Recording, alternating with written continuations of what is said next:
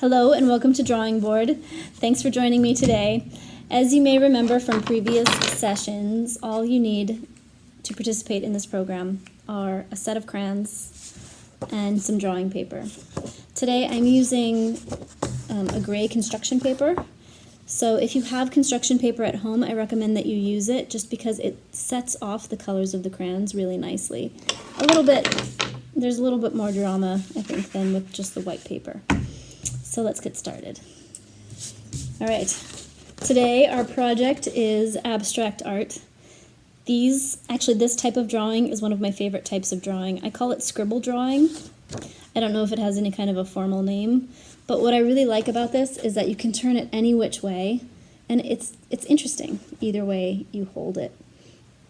So, to get started with this, you need to take your paper and decide on an orientation. Do you want it to be a portrait orientation, which is like this, or would you like it to be a landscape orientation, which is wide like this? It's up to you.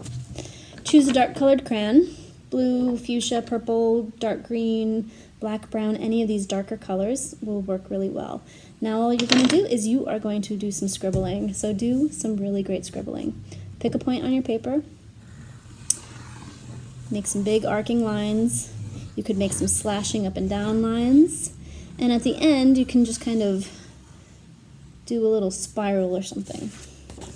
So this is what my scribble looked like. So do your best to make yours a little bit like this. You want some big spaces, some medium-sized spaces, and some smaller spaces. If you have this straggler from where you started, figure out a way that you want to tie up that loose end. So I'm going to do a lot of weird little wavy lines and some curlicues and some zigzags. This is really fun, you guys. So, just do whatever kind of comes to you in that moment. So this is what I've got here. And I think I'm pretty happy with this space. I think I'm going to consider this before I actually start my coloring. And I'm going to add some shapes here, just kind of floating in space. And I might add another shape up here and maybe something in here. You want the person who's looking at your artwork, you want them to kind of like go all around your picture and notice these points of interest. So I'm going to make a little freestanding shape out here and maybe an oval over here. And I think for now, that'll be it. So this is just what I did. These were my modifications. So, well, you know what I'll do? I'll do this. Okay, so now I've got like an avocado shape or an eye shape here, and then I have this funny little ellipse. An ellipse is a squished circle, so this is my ellipse. All right, so happy scribbling. Do your best work, and we will start coloring. All right, so now that you're at this point, you're going to pick a space, and you're going to fill it in with color. You can make it more interesting by using directional lines. Directional lines are lines that follow the shape of the space that they fill. So, for example, I could just, scribble this in green if I wanted, or I could use directional lines where I kind of hug and arc the way that shape moves, right? So the shape kind of moves that way. So you could do that, or like I said, you can just color it in. The more crayon that you put in a space, the darker it is, right? And if you use less pressure, you can still add some color, but it's going to be less vivid, right? So each space I'm going to ask that you make completely different, like its very own drawing or its very own painting or picture. So pick different colors that maybe contrast or are in harmony and see what you come up with. What I'm going to do with this one is I'm going to use contrasting colors. So I'm going to use like green here. I'm going to use some purple over here. I might use some yellow in here and maybe some bright blue here.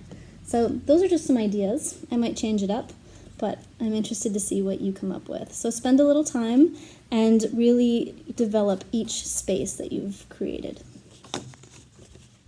So as you can see, I've started to take my time and slowly color in these spaces. So take a moment, think about what you're doing, maybe put on some music, some of your favorite music, and just kind of zone out and enjoy this process of coloring in your own work of abstract art. One of the things I wanted to point out as I work on my drawing is that don't be afraid to use the white crayon, especially if you're using toned or colored construction paper. The white shows up and really leaves a nice effect. It's kind of a way to highlight a shape. When you're done with all of your coloring, if you wanted to take your white crayon and just kind of make some interesting like highlight shapes on the top of some of these things, it could be really cool to look at. Another thing I wanted to say is don't be afraid to use your black crayon and use it as often as possible for these really kind of bold graphic moves. You can get a lot of visual excitement and pop from creating shapes and lines and directional lines, all using these two crayons. So don't forget to employ them in your drawing. All right, so I am almost finished, and I just wanted to take a minute to say goodbye to all of you, and I hope you're having a great time working on your abstract drawings. What's great about these, and what I want to encourage you to do as well, is to keep turning your paper. So if you feel like all your lines are going in one direction, turn your paper this way, and then play with it going in that direction.